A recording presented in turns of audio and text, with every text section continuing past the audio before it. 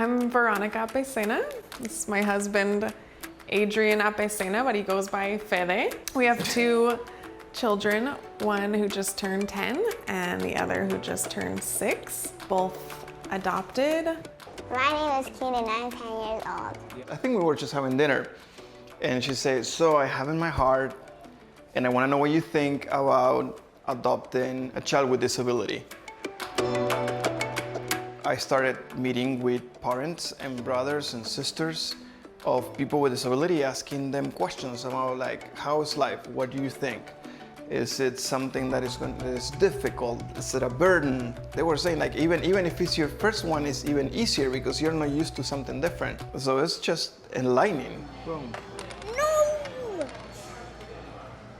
I love. Check. So you were saying? We were introduced at least 3 files.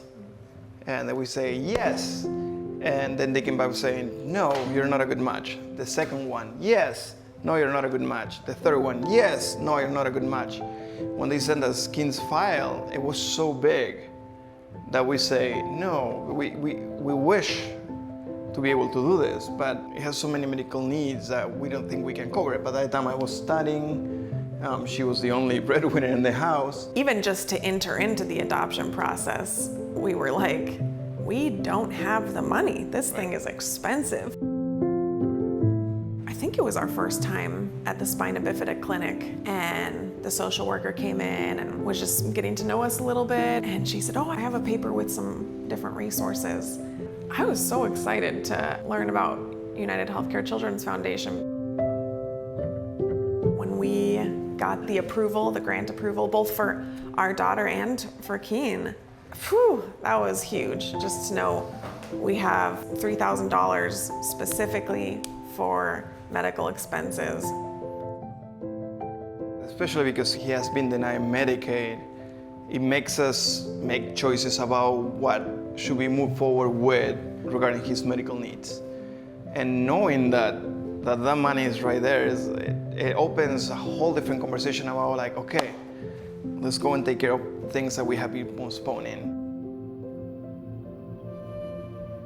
Before he arrived, we already had a wheelchair set up for him because the medical diagnosis was that within a year he was going to be in a wheelchair. So as soon as he came, he didn't want a wheelchair, he was using a walker. And within a month of living with us, we had a video of him taking like 11 steps towards us. He was barely able to keep balance, but mostly because he was so happy just walking. He was five years old. 5 years old, taking his first steps.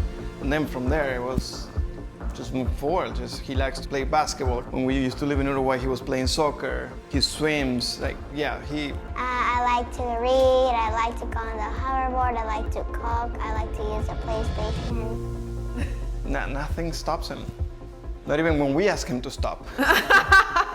Not even parents. Grants are, I'm gonna get emotional because I just think grants are a way that God provides for our family. Like, we really don't have the money to be doing what we do to adopt our children, but God brings these types of gifts, and I think uses people who give to something like United Healthcare Children's Foundation. It just brings you to the perspective like it's way bigger than just a family. It's a whole community. Thank you for donating.